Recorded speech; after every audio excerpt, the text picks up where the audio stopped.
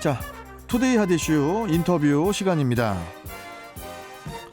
최근 대형 배달 플랫폼 및 대행 업체들이 요금 체계 개편 등을 통해 배달료를 인상하면서 자영업자와 소비자들의 부담이 가중되고 있는데요. 민주노총 서비스연맹 서비스 일반노조 배달 플랫폼 지부는 지난 5일 우아한 청년 배달의 민족과 임금 협약을 체결하면서 배달료 체계를 개편했다고 하는데요. 자, 어떠한 내용인지 서홍진 인천시 공정거래 지원팀장과 관련 내용 나눠보겠습니다. 자, 서홍진 팀장님 나와 계시죠? 네, 안녕하세요. 네, 반갑습니다. 자, 일단 이 내용부터 좀 설명 좀 해주세요. 지난 6일에 민주노총 서비스연맹 서비스 일반노조 배달 플랫폼 지부가 우아한 청년 배달의 민족과 임금 협약을 체결을 하면서 배달료 체계를 개편했다고 하는데, 이 배달료 체계 이게 어떤 식으로 개편이 되는 겁니까? 예, 오랜 진통 끝에 이제 개편안을 발표한 것 같아요. 네, 네. 그래서 간단히 설명을 하자라면 그 배달료 산정의 기준을 바꿨는데, 기존에는 지도상 직선 거리를 기준으로 적용해 왔던 것을 이제 내비게이션 실거리 기준으로 변경한 것이라고 보시면 될 것 같습니다. 그래서 배달료 산정에 변경된 실거리 기준을 적용하게 되면은 배달 노동자들의 임금이 어느 정도 인상되는 효과가 있을 것으로 기대하고 있는 분위기입니다. 개편의 핵심은 배달료 산정을 기존 그 직선 거리에서 실거리 기준으로 변경을 하는 그런 그 내용이라는 거잖아요. 그렇습니다. 네.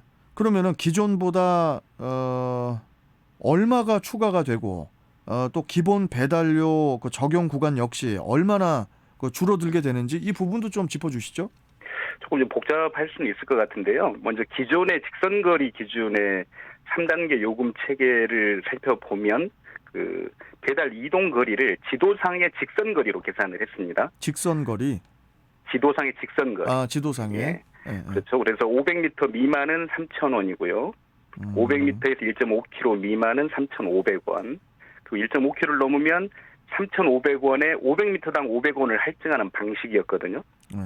근데 이번에 이제 변경된 기준은 이제 내비게이션 실거리, 그러니까 이동 거리를 기준으로 이제 할증하는 방식이 되는 것인데, 그 배달 이동 거리를 실제 이동한 거리로 계산을 하게 되는 것이죠. 그래서 이제 실거리로 하면은 약간 이제 거리가 더 늘 수밖에 없지 않습니까? 직선 거리보다는. 그렇죠. 그래서 675m 미만까지 기본료 3,000원, 그리고 675m부터 1.9km 미만은 3,500원, 그리고 1.9km를 넘으면 3,500원에 100m당 80원을 할증하는 그런 구조로 바뀐 거예요. 그래서 기존의 직선거리 500m에는 포함이 됐지만 실제 이동거리를 기준으로 하면 675m를 넘는 경우들이 생기게 되겠죠. 그렇죠. 예, 거리라는 게 이제 구불구불하거나 그 오토바이를 이동할 수 있는 거리라는 게 또 한정적일 수 있으니까요. 그래서 기본 배달료를 기준으로 적용받는 경우가 이제 줄어들 가능성이 있어서 배달료 인상의 효과가 생길 수 있다라는 분석이 가능합니다. 아니, 근데 서 팀장님. 네네. 이렇게 배달비가 오르면은 뭐 소상공인 분들 그리고 우리 또 소비자분들의 부담으로 또 직결되는 건 아닙니까?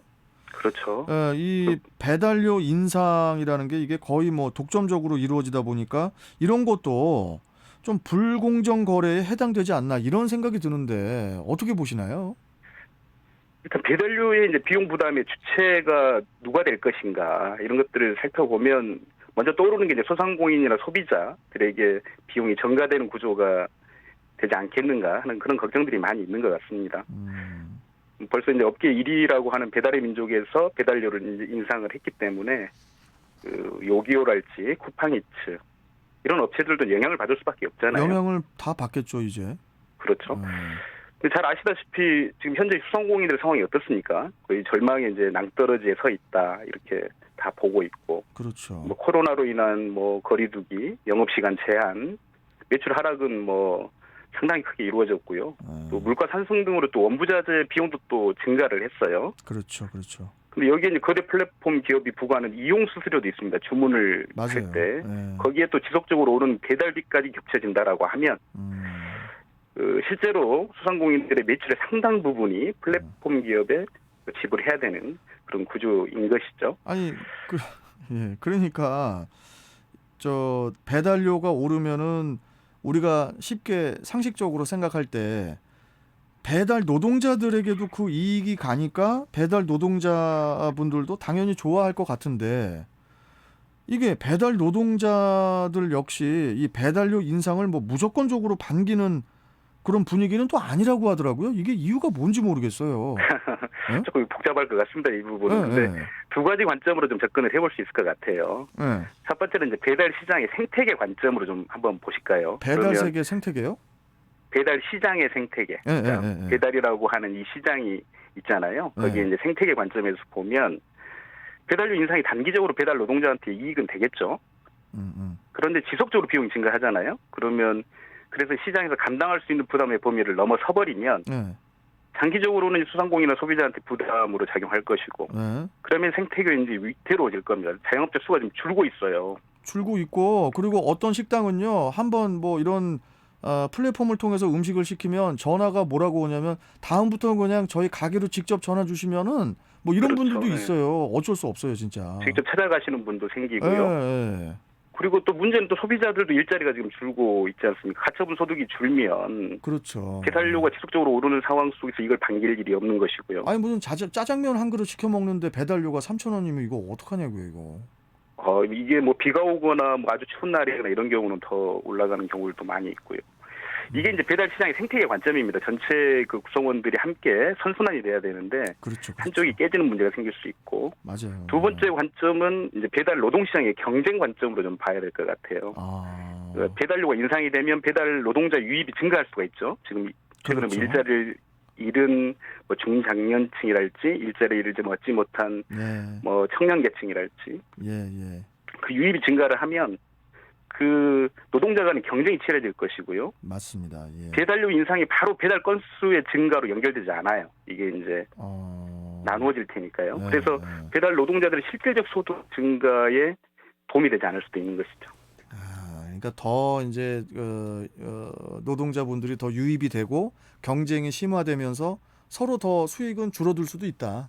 이런 그런 문제가 말씀이시잖아요. 생길 수도 있고요. 그리고 전국적으로 생태계가 깨질 수도 있다는 것이죠. 아니 그리고 팀장님 뭐 안전 배달료 도입이 주장이 되고 있다 뭐 이런 얘기도 있던데 안전 배달료라는 건 뭡니까 또? 용어가 좀 생소하시죠. 배달료면 배달료지. 이건 뭐예요? 그러니까요. 이게 먼저 제도 유래를 먼저 살펴보면 좋을 것 같아요.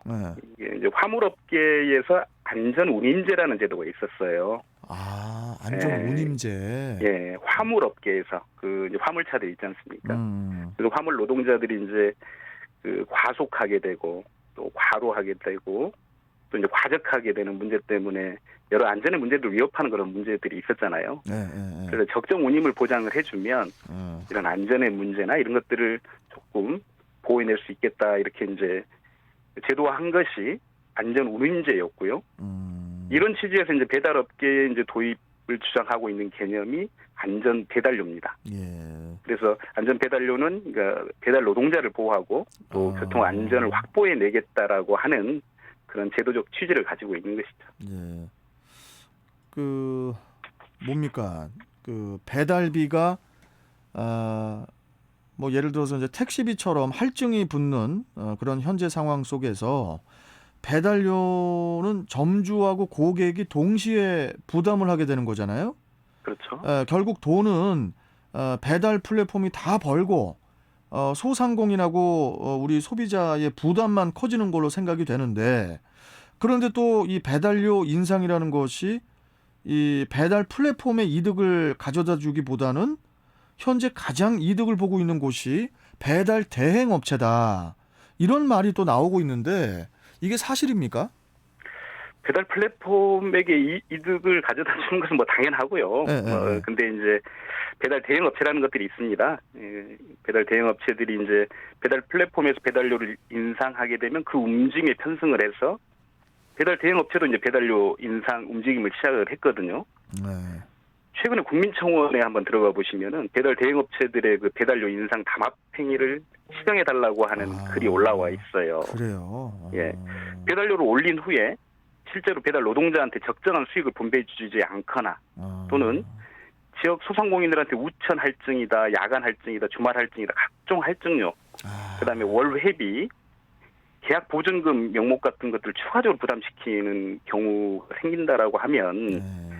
배달 시장의 생태계를 교란하는 것으로밖에 볼 수 없습니다. 이런 것들은. 그렇죠, 그렇죠. 예. 참 이게 해결이 안 되는 그런 문제 같아서 이게 좀 갑갑한데요. 우리 서홍진 팀장께서는 지금 현재로서 소비자와 또 소상공인 그리고 배달 노동자 모두가 상생할 수 있는 그런 최선책 뭐라고 보십니까? 이 배달 시장 생태계에 이제 참여하는 경제 주체가 지금 다양하지 않습니까? 네, 플랫폼도 있고요, 배달 대행업체도 있고, 소비자, 그다음에 이제 소상공인 다양한 주체가 참여하기 때문에 이익 관계가 대립할 때 해결책을 찾기가 어려운 것은 분명해요. 네. 그래서 원론적으로 말씀드리면 각각의 경제 주체들이 우리가 공동체 구성원이기 때문에 그렇죠. 서로에 대한 어떤 배려가 필요하다는 기본적인 인식을 함께 공유할 필요가 있습니다. 그러니까 나의 이익을 극대화하려고 하면 그로 인해서 이제 상처받고 쓰러지는 그런 경제 주체들이 생길 수밖에 없는 것이거든요. 부작용이 생길 수밖에 없다. 이런 그렇습니다. 말씀이시죠? 그리고 마지막으로 가장 중요한 것이 있습니다. 네, 뭡니까? 예, 혁신이라는 이름으로 지금 새롭게 등장한 온라인 기반의 플랫폼들에 대한 규제가 시급하거든요. 아, 규제. 예. 미국이나 EU 같은 선진국에서도 이미 그 온라인 플랫폼 규제를 위해서 제도적 장치를 마련을 했어요. 우리나라는 지금 없어요, 그게? 우리도 이미 뭐 공정거래위원회나 뭐 다수 의원들을 통해서 온라인 플랫폼 공정화에 관한 법률이라는 것이 국회에 제출이 돼 있습니다. 근데 그래요? 플랫폼 기업들의 저항에 부딪혀서 법 통과가 안 되고 있거든요. 참, 진짜. 이게 가장 중요한 민생 법률이라는 점을 인식하고 하루빨리 법 통과가 이루어졌으면 좋겠습니다. 참 이게 이런 전문 용어 있잖아요, 팀장님. 서로 재미를 봐야 된다. 네? 서로 재미를 봐야 이게 뭘 일을 하더라도 그러니까요. 힘이 나죠. 그러니까 어느 한쪽만이 아니고 좀 이렇게 우리 배달을 시키는 소비자 다 포함해가지고 모두가 좀 반길 만한 모두가 반길 수 있는 그런 룰이 좀 정착이 되기를 바라볼 수밖에 없습니다. 좀 빠른 시일 내에. 예. 그런 지점을 찾아가는 과정이 돼야 되겠죠. 맞습니다. 예. 예. 자, 나중에 또 이 부분 관련해서 다시 한번 좀 말씀 좀 들어볼게요, 팀장님. 네, 좋습니다. 예, 올 말씀 잘 들었습니다. 고맙습니다. 네, 감사합니다. 예. 자, 인천시 공정거래지원센터 서홍진 팀장이었습니다.